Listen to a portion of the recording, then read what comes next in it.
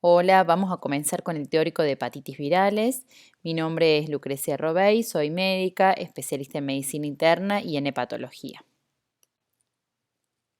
Los virus que con mayor frecuencia producen hepatitis virales son el virus de la hepatitis A, el virus de la hepatitis B, el virus de la hepatitis C, virus de hepatitis D, virus de hepatitis E, citomegalovirus, virus Epstein-Barr y herpes virus 1 y 2.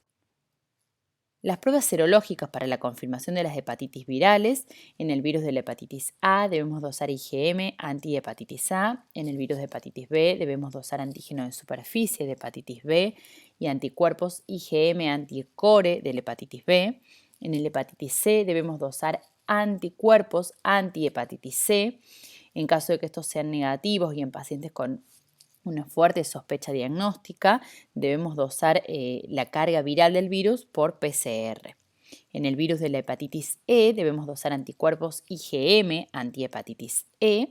En el virus Epstein-Barr debemos dosar IgM, Epstein-Barr virus, y en el citomegalovirus IgM de citomegalovirus. La epidemiología del virus de la hepatitis A presenta una transmisión fecal-oral a través de agua o elementos contaminados o contacto persona a persona. El periodo de incubación va de 15 a 50 días, con un promedio de 25 a 30 días. La transmisibilidad, que es el periodo de contagio, va desde la segunda mitad del periodo de incubación hasta aproximadamente 10 días de comenzada la ictericia. Pueden existir formas anictéricas que suelen coincidir con el pico de las transaminasas, y formas recidivantes por eliminación de partículas virales infectantes. Las presentaciones clínicas de la hepatitis A suele ser asintomática o anictérica. Esto es mucho más frecuente en niños, especialmente en menores de 7 años. Un 70 o un 80% de los casos se presentan de esta forma o con un cuadro similar a una influenza. Otra forma de presentación es la aguda, con fiebre, malestar general, anorexia, náuseas, vómitos, ictericia, hepatomegalia, y suele haber una resolución en 2 a 3 semanas. Otra de las formas de presentación es la hepatitis fulminante, que se da en el 0,1 al 0,4% de los casos. Es una forma grave, con ictericia, con encefalopatía, con insuficiencia hepática, con coagulopatía, y la sobrevida sin trasplante es del 30 al 60%. También pueden existir hepatitis colestásica, que hay una marcada colestasis con aumento del patrón colestásico, como vimos en el teórico pasado, con aumento de la fosfatasa alcalina, de la gamma-glutamiltranseptidasa, de la bilirrubina. Suele existir coagulopatía y prurito. La forma bifásica o recidivante suele haber mejoría de los síntomas y luego una reaparición de los signos clínicos y bioquímicos. Y la hepatitis prolongada son manifestaciones clínicas y bioquímicas que van más allá de los 3 meses. Raro, pero es otra de las formas de presentación. Es una enfermedad autolimitada. En más del 85% de los casos se recupera dentro de los 3 meses, excepto en los pacientes que dijimos que puede haber una hepatitis prolongada. No causa infección crónica y no hay portadores crónicos del virus de la hepatitis A. El algoritmo diagnóstico consiste en solicitar la inmunoglobulina IgM antivirus de la hepatitis A. Si la misma es reactivo, se confirma el caso como una infección aguda por virus de hepatitis A. Si la IgM antihepatitis A es no reactivo, hay que evaluar si nos encontramos dentro de contextos de brote o en personas que se encuentran dentro de grupos de riesgo. Se debe evaluar la IgG antivirus hepatitis A. Si la IgG nos da positivo, estamos hablando de que el paciente estuvo expuesto a una infección pasada por el virus de la hepatitis A, que tranquilamente puede haber sido asintomática, o ha recibido la vacuna contra la hepatitis A. Si el resultado de la inmunoglobulina G contra la hepatitis A nos da negativo, debemos vacunar al paciente contra el virus de la hepatitis A. Las características de la población adulta, en los últimos años se han visto cambios epidemiológicos, ¿sí? Respecto a la presentación de la hepatitis A en los adultos. Además, hay que tener en cuenta la hepatitis A en los grupos de riesgo, como son los portadores de enfermedades hepáticas crónicas, los adictos a drogas, en el embarazo y en los inmunosuprimidos. Y la eficacia de la vacunación es diferente en poblaciones de adultos. Con la vacunación universal, en Argentina quedaron una cohorte de adultos no expuestos precozmente al virus y tampoco vacunados. ¿Qué quiere decir esto? Hay una serie de adultos, especialmente adultos jóvenes, que no han sido expuestos al virus en su niñez o en su adolescencia y que tampoco han recibido la vacuna. En este grupo debemos tener principal alerta al momento de la presentación de los signos o los síntomas para sospechar la enfermedad y poder realizar el diagnóstico certero. En la población adulta, las formas ictéricas son más frecuentes, hay mayor prevalencia de formas graves y fulminantes, hay mayor gravedad en los sujetos con hepatopatías previas y hay mayor porcentaje de pacientes con enfermedades extrahepáticas. En este esquema podemos observar que las formas anictéricas predominan en los niños, ¿sí? En el cuadro de la izquierda vemos que en niños las formas anictéricas predominan en el 90% de los pacientes con un 10% de presentación con ictericia, mientras que en los adultos las formas anictéricas solamente corresponden a un 20% de los pacientes y el 80% de los mismos se presentan con ictericia. En este esquema podemos observar la curva que realizan las enzimas. En las formas prolongadas, como habíamos dicho previamente, los síntomas o la clínica se prolongan más allá de los 3 meses. Entonces se puede observar el pico de ALT entre la segunda y la cuarta semana y que se prolonga más allá de la semana 14, incluso puede llegar a la semana 20. Lo mismo la bilirrubina. En la hepatitis colestásica, que se produce entre el 1,6 al 5,3% de los pacientes se presentan con marcada ictericia, prurito intenso, astenia, estetorrea, pérdida de peso. En el laboratorio se va a observar una bilirrubina que va a ir en ascenso, ¿sí? Con unas enzimas hepáticas que suele hacer un pico de ALT y luego baja, un pico que se suele observar en las primeras 2 semanas y luego desciende. Y la fosfatasa alcalina va a ser variable. Si le realizamos una biopsia hepática a estos pacientes, nos encontraríamos con una hepatitis colangiolítica.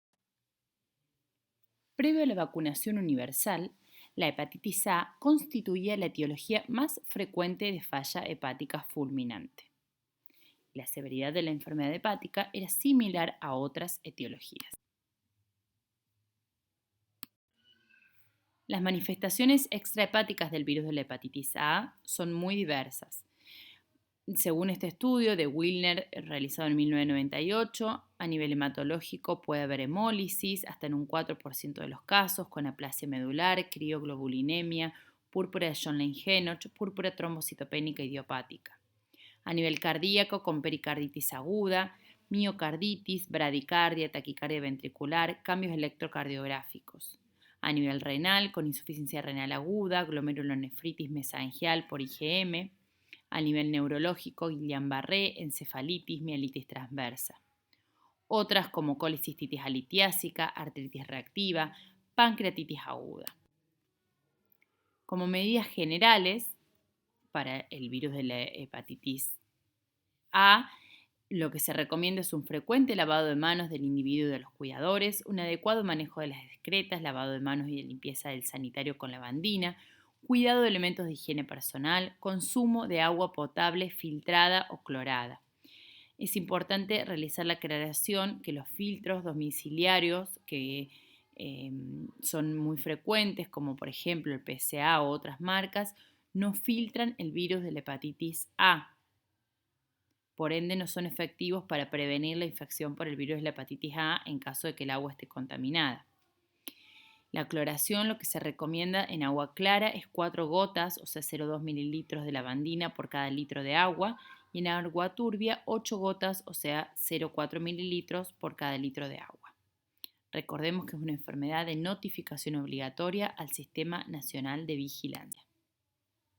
Respecto al tratamiento, va a ser sintomático, de acuerdo a lo que presente cada paciente, y se deben hospitalizar a los pacientes con insuficiencia hepática, o sea, con un tiempo de protrombina menor o igual al 50%, o aquellos pacientes que presenten comorbilidades asociadas que aumenten la gravedad del cuadro de la hepatitis A.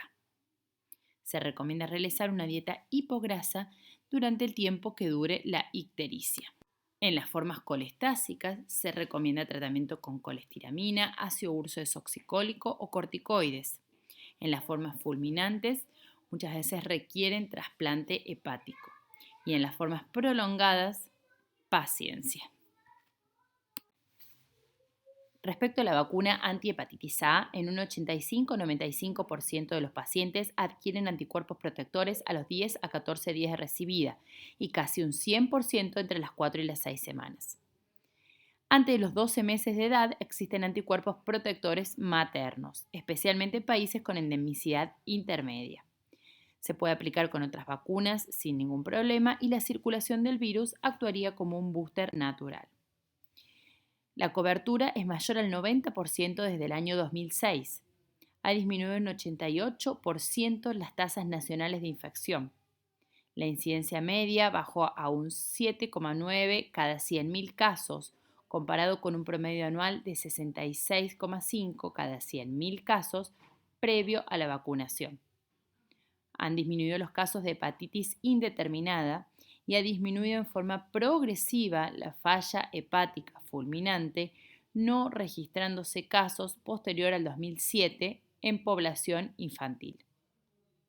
En 2011 se desarrollaron 2 estudios multicéntricos que concluyen que no sería necesaria una segunda dosis de vacuna. Estamos viviendo la emergencia de una cohorte de adultos sin inmunidad frente al virus de la hepatitis A. Esto es importante saber que, especialmente en adultos jóvenes, lo que venimos diciendo a lo largo de la charla, en los cuales no están vacunados y no han sido expuestos al virus en forma precoz. Por lo tanto, se debe sospechar la enfermedad para hacer un diagnóstico temprano y certero. La morbimortalidad es mayor en pacientes de mayor edad y con enfermedades hepáticas crónicas. La vacuna es muy eficaz, excepto en aquellos con enfermedad hepática descompensada. El virus de la hepatitis B, como podemos ver en el gráfico, es un virus con una estructura compleja. Es pequeño, mide 42 nanómetros de diámetro, pertenece a la familia Hepatnaviridae y fue descubierto por Bloomberg en 1963.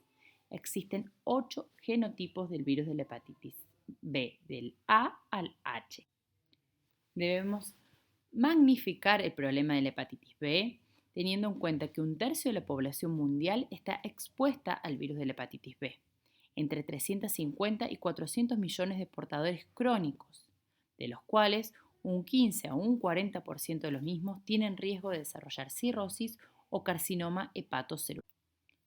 En este gráfico se puede observar la prevalencia mundial del antígeno de superficie del virus de la hepatitis B. En rojo podemos observar las zonas de alta prevalencia, con una prevalencia mayor al 8% del antígeno de superficie, especialmente en países de África, Asia, en algunas regiones de América del Sur y América del Norte.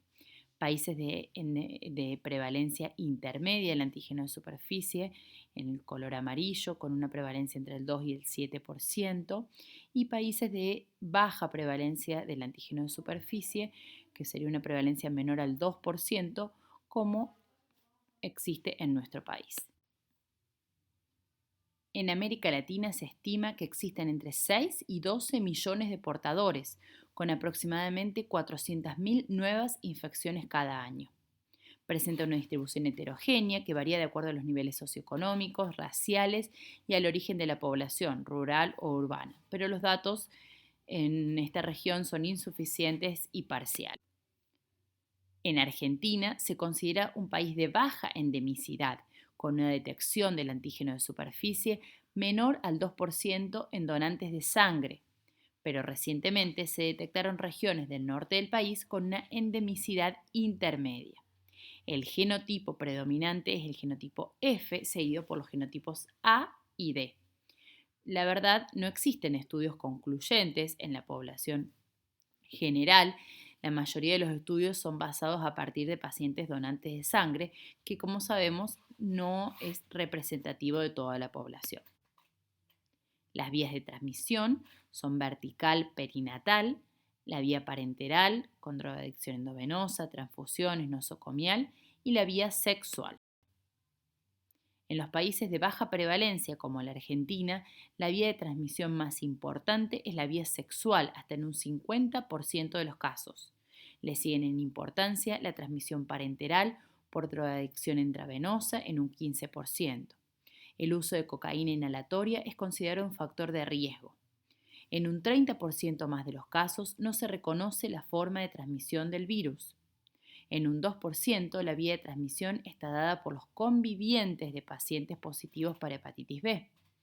La transmisión post-transfusional cayó drásticamente las últimas 2 décadas desde la introducción de métodos más sensibles de detección en bancos de sangre. El virus de la hepatitis B está presente en sangre, en saliva, en semen, en secreciones vaginales, en sangre menstrual, en sudor, en leche materna, en lágrimas y en orina. ¿Quiénes deben testearse para la detección del virus de la hepatitis B?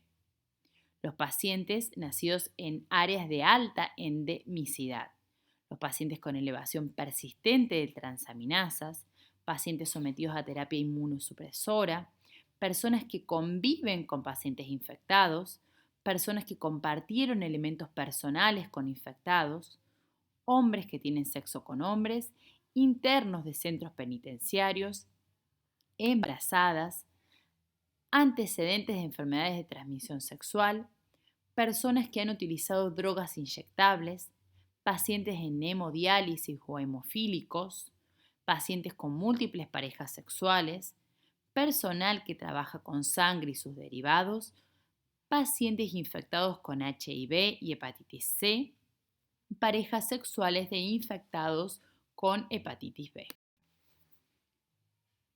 El riesgo de transmisión perinatal y la enfermedad crónica.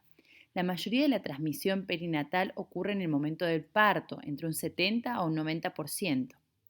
La efectividad de la vacunación se da en un 75 a un 85% de los casos y la reducción de la incidencia del hepatocarcinoma hasta en un 50%.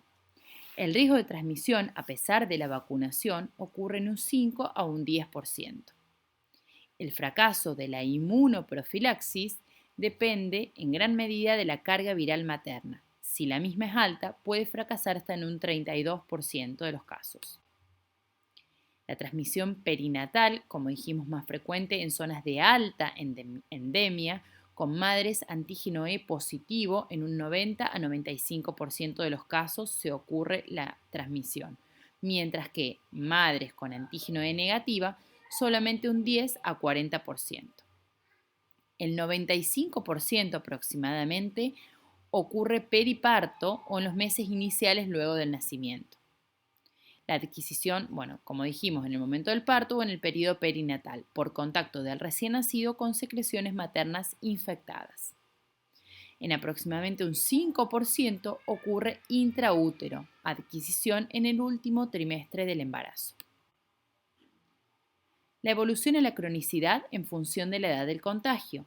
En este gráfico podemos observar la infección crónica y respecto a la edad de contagio. Vemos que en los recién nacidos suelen ser asintomáticos y la infección crónica ocurre en aproximadamente el 90-95% de los casos, mientras que a medida que progresan en edad los pacientes, vemos que la infección se torna más sintomática y la infección crónica disminuye progresivamente. Respecto a la lactancia, como dijimos previamente, el antígeno de superficie puede ser detectado en leche materna. pero no se han visto diferencias en la tasa de infección de la hepatitis B entre los recién nacidos alimentados con pecho materno versus los alimentados con fórmula. La Asociación Argentina de Pediatría no considera una contraindicación de la lactancia en recién nacidos que sí recibieron una adecuada inmunoprofilaxis pasiva.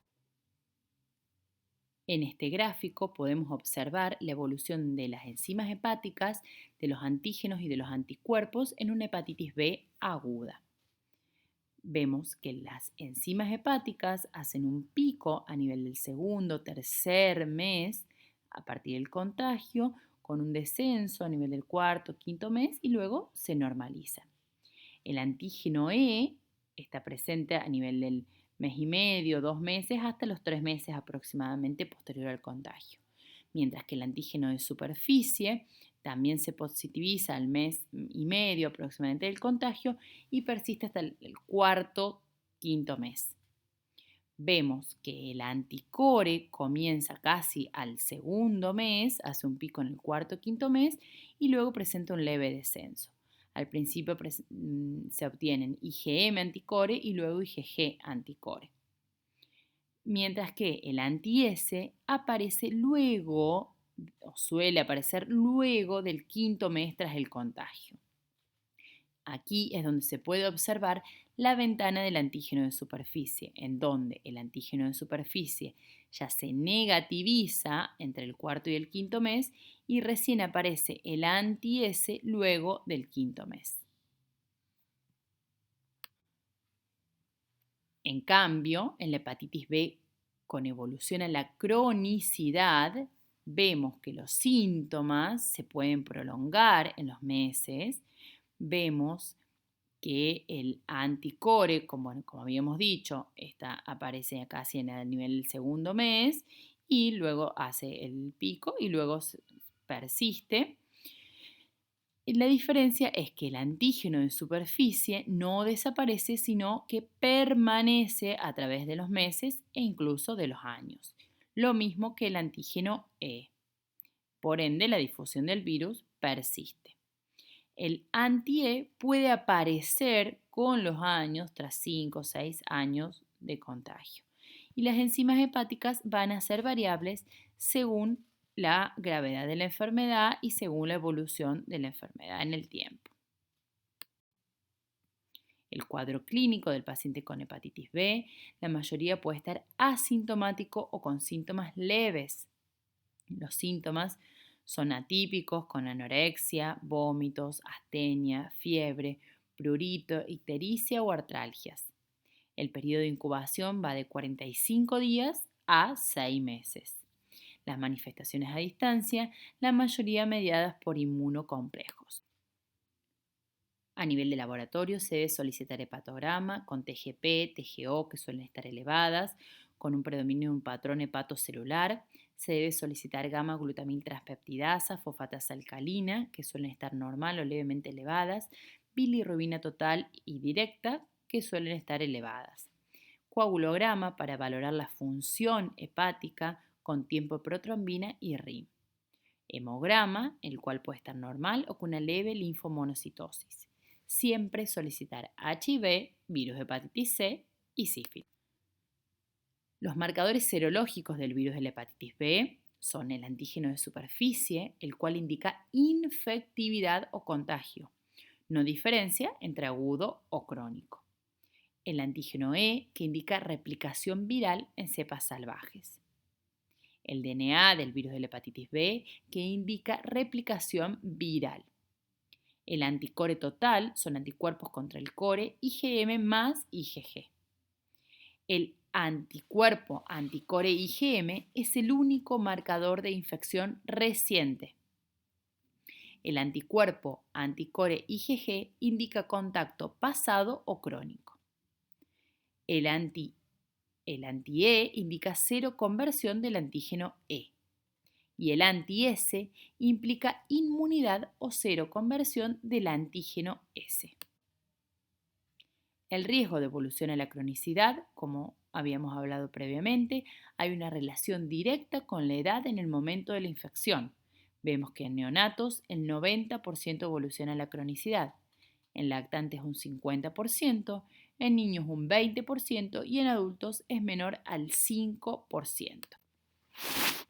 Los estadios de la infección crónica son 4, corresponden inmunotolerancia, inmunoeliminación, baja replicación y estadio de reactivación, en los cuales el antígeno de superficie, la carga viral del virus de la hepatitis B, las enzimas hepáticas o el nivel de lesión hepatocelular va a ser diferente. Se recomienda realizar tratamiento en el estadio de inmunoeliminación y en el estadio de reactivación viral. Este esquema impresiona complejo, pero es muy práctico para tener siempre a mano y poder interpretar los hallazgos que tengamos en cada uno de nuestros pacientes. El tratamiento tiene como objetivo la supresión sostenida de la replicación viral, con una mejoría clínica e histológica de la inflamación y de la fibrosis, lo cual genera un retardo en la progresión a la cirrosis con un menor riesgo de hepatocarcinoma. Esto lleva a una mayor sobrevida. ¿Qué pacientes en la fase inmunoactiva requieren tratamiento? En todos los casos de cirrosis descompensada, cirrosis descompensada, reactivación por inmunosupresión o quimioterapia y en algunos casos particulares de hepatitis crónica sin cirrosis. Las drogas actuales en las que se dispone para el tratamiento del virus de la hepatitis B son el interferón estándar y pegilado y los antivirales orales, de los cuales la amibudina, adefovir, entecavir, telmibudine, tenofovir y tenofovir con emtricitabina son los recomendados. Siempre se debe tener en cuenta que la hepatitis B no se cura, se resuelve. Ocurre una resolución serológica de una infección aguda B, en la cual el antígeno de superficie se negativiza, el anticore persiste positivo, anticore total o IgG anticore, y hay una positivización o no del anti-S. Pero siempre hay persistencia de pequeñas cantidades del DNA del virus de la hepatitis B en los hepatocitos, como forma de cccDNA, controladas por el sistema inmune.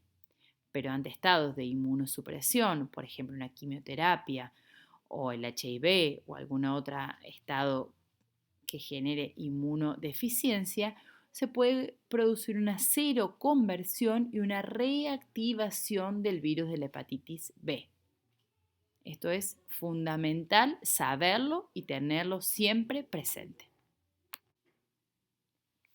La prevención se realiza con medidas generales, inmunización pasiva, inmunización activa, uso de materiales estériles para tatuajes y piercing, testeos en bancos de sangre, uso de preservativos, correcta inmunización del personal, uso de medios de barrera, nunca encapuchar, uso de descartables y eliminación adecuada de los desechos biológicos. La vacuna del virus de la hepatitis B se ha considerado la primera vacuna anticáncer. Se coloca en forma intramuscular deltoidea y en el recién nacido en la cara externa del muslo. El esquema habitual es 0, 30 y 180 días. Los esquemas en niños se coloca la primera dosis al momento del nacimiento y luego a los 60, 120 y 180 días, o sea, los 2, 4 y 6 meses, en conjunto con la vacuna como parte de la vacuna quíntuple. Se puede realizar un esquema rápido, 0, 7, 14 y 21 días, con un refuerzo a los 6 a 12 meses. Las dosis recomendadas de la vacuna antihepatitis B en neonatos y niños es de 5 microgramos, en adultos de 20 microgramos y en inmunodeprimidos 40 microgramos. Es muy importante recalcar que la vacunación contra el virus de la hepatitis B tiene una indicación universal. A partir del año 1992 es obligatoria en todo el personal de salud. A partir del año 2000 se comenzó a colocar en los recién nacidos. En el año 2003 hubo una campaña que se colocó en los niños de 11 años. Y a partir del año 2012 tiene indicación universal por lo cual no debería requerir orden médica y debe ser de colocación gratuita en los vacunatorios y centros de salud a nivel de todo el país. Para evaluar la respuesta a la vacuna, se puede realizar el dosaje de los anticuerpos anti-S de forma cuantitativa, que deben arrojar un valor mayor a 10 miliunidades mililitro.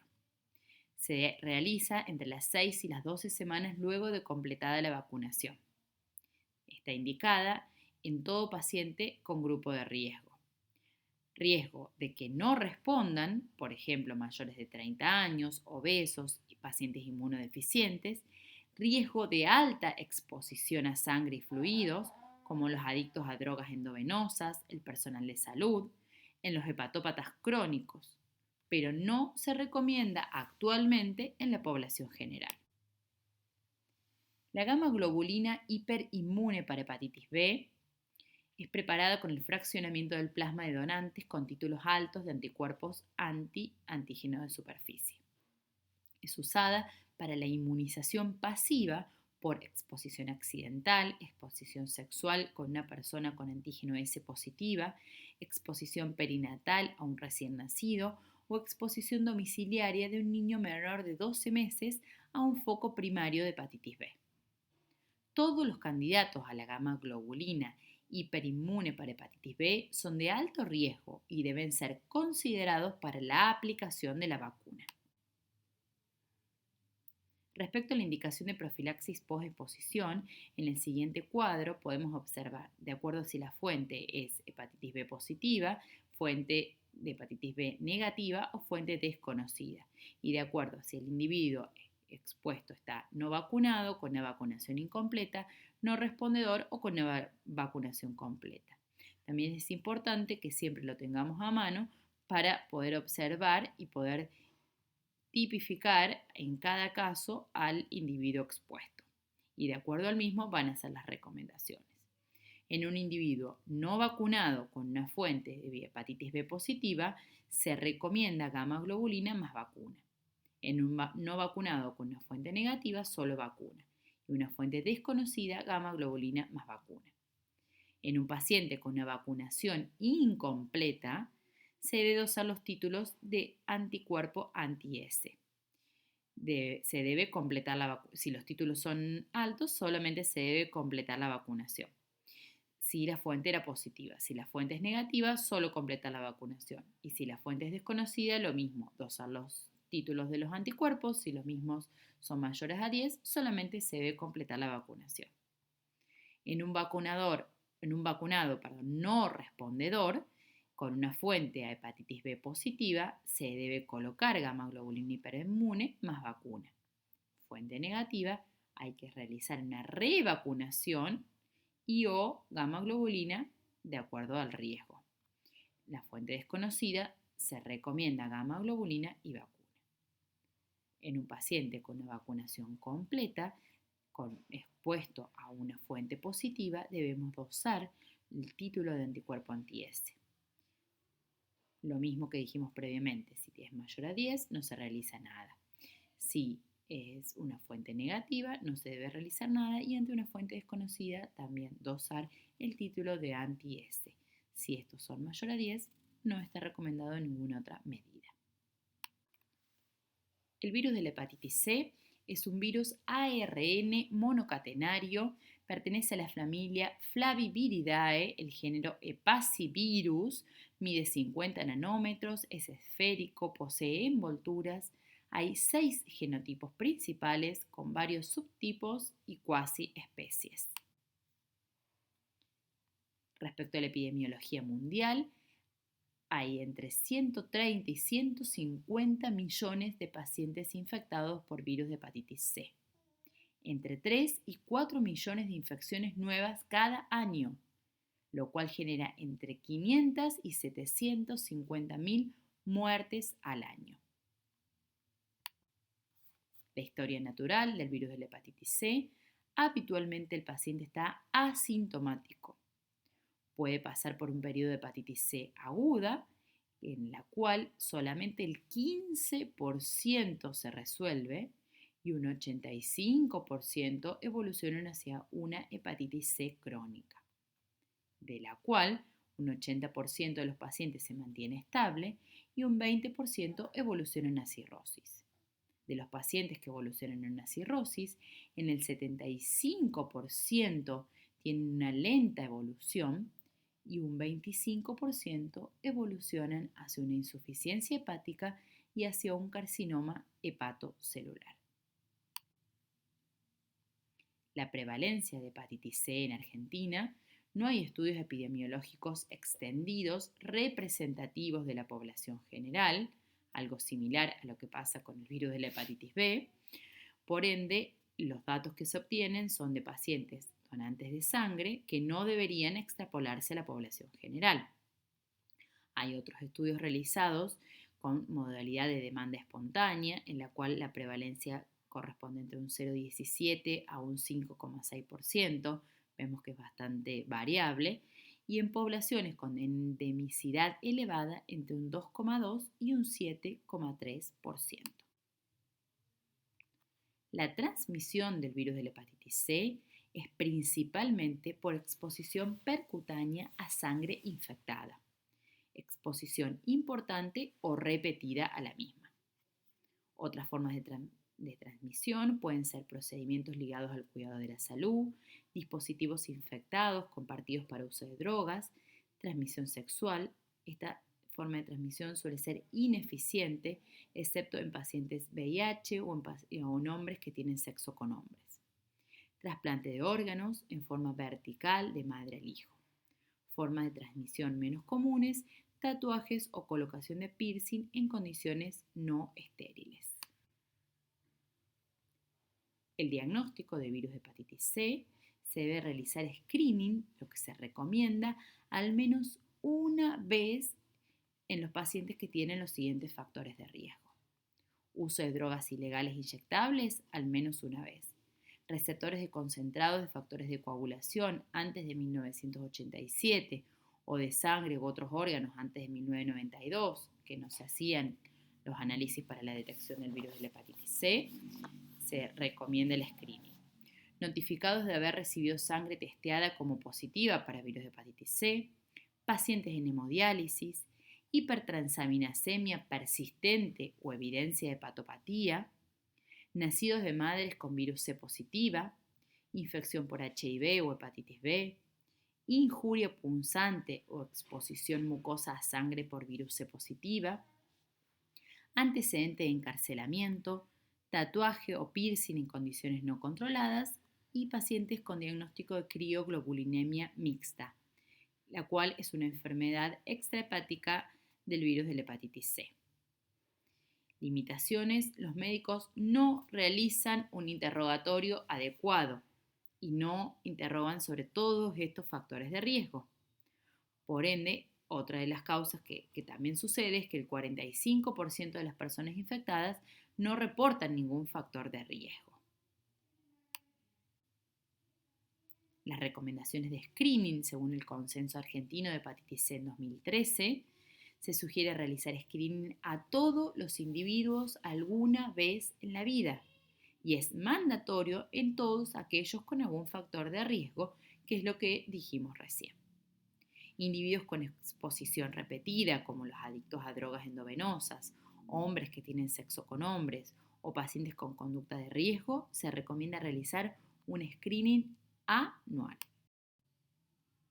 Los test diagnósticos es anticuerpos anti-hepatitis C, es un test de ELISA de tercera generación que indica exposición, pero no confirma un diagnóstico de infección actual, ya que hay entre un 20 y un 30% de los pacientes que eliminan el virus, pero mantienen el anticuerpo anti-hepatitis C positivo.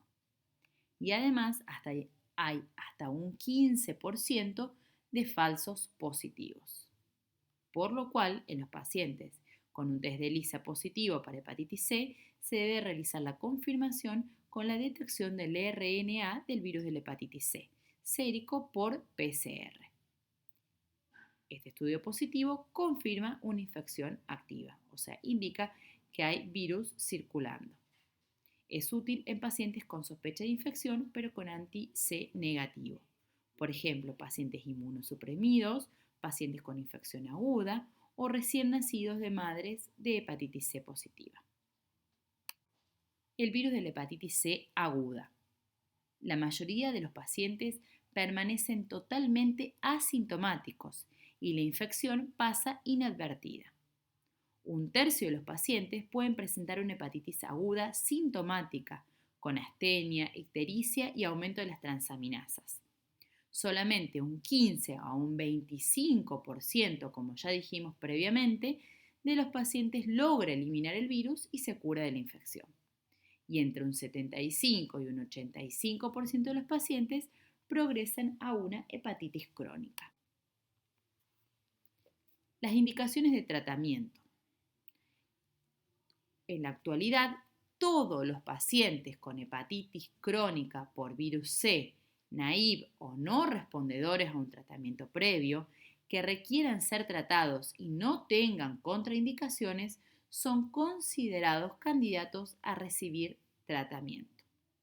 Esto es una recomendación que está actualizada porque en un primer momento, cuando salieron las nuevas drogas, que ya las vamos a nombrar, solamente estaba indicado realizar tratamiento a los pacientes que tenían una fibrosis hepática avanzada. Actualmente se recomienda que todos los pacientes, excepto que tengan alguna contraindicación, reciban tratamiento para hepatitis C. En cuanto al seguimiento posterior al tratamiento, los pacientes no cirróticos con una respuesta viral sostenida con carga viral no detectable 48 semanas luego de completado el tratamiento pueden considerarse curados y no requieren seguimiento. Esto es a diferencia de los pacientes con virus B que solo resuelven la infección, en la hepatitis C se pueden considerar curados. En cambio, los pacientes con una fibrosis avanzada, F3 o cirrosis, si bien tienen respuesta viral sostenida y podemos considerar que han eliminado el virus, pero deben continuar con seguimiento hepatológico clínico y screening de hepatocarcinoma cada 6 meses. Respecto al tratamiento, actualmente se dispone de antivirales de acción directa, como sofosbuvir más daclastavir, sofosbuvir más ledipasvir, elbasvir más grasoprevir, glecaprevir más pibrentasvir. Vamos a hablar sobre el virus de la hepatitis D. El virus de la hepatitis D es un virus RNA cuya replicación requiere la presencia del virus de la hepatitis B. Simultáneamente con la infección por el virus de la hepatitis B, se produce una coinfección o como sobreinfección al mismo. Respecto a la epidemiología, los modos de transmisión más habituales son el contagio del feto por un virus de la madre durante el parto y el contacto con la sangre u otros líquidos corporales, o sea, transmisión perinatal. La transmisión vertical durante el embarazo es rara. Al menos un 5% de las personas con infección crónica por virus de la hepatitis B también están infectados por virus de la hepatitis D. Significa unos 15 a 20 millones de infectados por el virus de la hepatitis D. Esta estimación mundial no es exacta, dado que muchos países no aportan datos sobre la prevalencia del virus D. El número mundial de infectados por el virus de la hepatitis D ha disminuido desde los años 80. Se debe sobre todo al éxito del Programa Mundial de Vacunación contra el virus de la hepatitis B. La infección por el virus de la hepatitis D puede prevenirse mediante la vacunación contra el virus de la hepatitis B. Las características clínicas del virus de la hepatitis D en los pacientes con coinfección B-D suelen presentar una enfermedad aguda severa y un bajo riesgo de enfermedad crónica. Respecto a la sobreinfección de un virus de hepatitis D en un paciente B previo, aceleran la progresión hacia formas más graves de la enfermedad en el 70 al 90% de los casos y en pacientes de todas las edades. Hay alto riesgo de enfermedad crónica severa del hígado. Como podemos observar en la coinfección por virus de la hepatitis B, virus de hepatitis D, el curso serológico típico es que el antígeno de superficie de la hepatitis B incurra en conjunto con el RNA del virus de la hepatitis D, y por otro lado vemos la IgM del antivirus de la hepatitis D junto con los anticuerpos totales antivirus hepatitis D, mientras que el antígeno de superficie aparece luego de la desaparición, como ya hemos visto previamente, del antígeno S. Los síntomas y el aumento de la elevación de las enzimas hepáticas van a coincidir con el antígeno S y el RNA del virus D en sangre.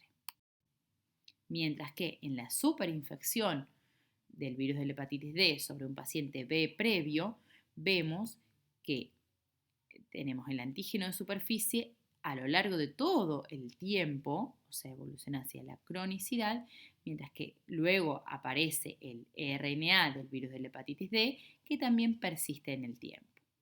Respecto a las enzimas, vemos cómo pueden variar, por ejemplo, la ALT en el tiempo, realizando un pico al momento de la superinfección y luego pueden permanecer en forma cíclica a través del tiempo. Mientras que la IgM antivirus hepatitis D va a comenzar luego de la infección y los anticuerpos totales antivirus D también, y se van a persistir elevados en el tiempo. Los síntomas y la ictericia van a corresponder al momento de la superinfección. El diagnóstico es la detección de la IgM e IgG antivirus hepatitis D. Se confirma por RNA del virus en el suero. Sin embargo, la disponibilidad de estas pruebas diagnósticas son reducidas y las pruebas de detección del RNA del virus hepatitis D no están normalizadas actualmente en nuestro país. Respecto al tratamiento, el interferón alfa pegilado durante un mínimo de 48 semanas, con una tasa global de respuesta virológica sostenida baja, aunque este tratamiento es un factor independiente asociado a una menor probabilidad de progresión de la enfermedad. En casos de hepatitis fulminante y hepatopatía terminal puede ser necesario el trasplante de hígado, si bien son necesarios nuevos tratamientos y nuevas estrategias terapéuticas para el virus de hepatitis D. Por último, vamos a hablar del virus de la hepatitis E. Es un virus RNA de cadena única, sin envoltura, que pertenece a la familia Epiviridae. Respecto a la epidemiología del mismo, la circulación se ha confirmado en países desarrollados en humanos y en animales, ciervos, cerdos, jabalíes, además también en aguas servidas. Es transmitido a través de la vía fecal-oral, con mayor frecuencia en la temporada de inundaciones o después de desastres o catástrofes naturales, combinado con condiciones sanitarias deficientes. Es endémico en India, en donde representa aproximadamente el 40% de las hepatitis virales agudas. También hay endemia en Asia Central, África y México. En países no endémicos representa aproximadamente el 1% de las hepatitis virales agudas. Las rutas de transmisión del virus de la hepatitis E, podemos observar que puede haber una transmisión directa en humanos, puede haber en animales, puede haber animales, cerdos, ciervos o jabalíes que contaminan las afluencias del agua. El agua a su vez puede contaminar mariscos, puede contaminar cultivos cuando se usa para la irrigación de los mismos, los cuales contaminan los alimentos y por ende también puede llegar a los humanos. Los humanos a través de las excretas pueden volver a contaminar estas aguas y así sucesivamente. También por transfusiones sanguíneas o por trasplantes de órganos. Los tipos de presentación: en brotes o en casos esporádicos. Los brotes generalmente por transmisión por agua contaminada con materia fecal, como dijimos, en desastres naturales, en campos de refugiados, en hacinados, en países en desarrollo. Los casos esporádicos, generalmente en países desarrollados, donde los reservorios animales son la fuente. Las manifestaciones clínicas del virus de la hepatitis E La hepatitis E aguda suele ser autolimitada en 6 a 7 semanas e indistinguible de otras formas de hepatitis virales agudas como la A o la B. La ictericia es el síntoma más frecuente que ocurre entre las 2 o 4 semanas. Se acompaña de fiebre, astenia, náuseas, vómitos, artralgias y dolor abdominal. En los países industrializados, la edad media de presentación es a los 65 años y la mayoría hombres. Generalmente se diagnostica como una hepatitis medicamentosa o autoinmune y nunca se llega al diagnóstico certero de una hepatitis C, porque no se busca, no se pide. Las zonas endémicas suele ocurrir en pacientes de menor edad entre los 10 y los 40 años. La hepatitis E crónica en inmunosuprimidos, hay persistencia del ARN viral y o de la IgM o virus en materia fecal por más de 6 meses, en presencia de elevación de las enzimas hepáticas. Puede cronificarse en pacientes inmunosuprimidos, por ejemplo, en pacientes sometidos a trasplante de órganos sólidos, con linfomas, HIV, pacientes hematológicos, inmunodeficiencias primarias y pacientes en tratamiento con corticoides o inmunosupresores. Las manifestaciones clínicas, como decíamos, los síntomas son náuseas, vómitos, dolor epigástrico, ictericia, coluria, heces hipocólicas. La mortalidad global ocurre entre un 1 y un 3%. La sintomatología aumenta con la edad. La evolución en la cronicidad inmunocompetentes difieren de los pacientes inmunosuprimidos. El diagnóstico con serología, IgM e IgG por ELISA antivirus hepatitis E. El RNA del virus de la hepatitis E en suero y en heces es transitorio durante el periodo de incubación y hasta 21 días después en suero y una semana antes y 2 semanas después en las heces. Respecto al virus de la hepatitis C en Argentina, la mayoría de los casos fueron adquiridos localmente. En humanos se ha caracterizado por los subgenotipos 3A, 3B, 3I. En cerdos hasta el momento se han hallado genotipo 3I, en Pergamino, Buenos Aires, Santa Fe y Mendoza. En niños hubo casos de hepatitis aguda autolimitada y fallo hepático fulminante, tanto en monoinfección como asociados a virus de hepatitis A.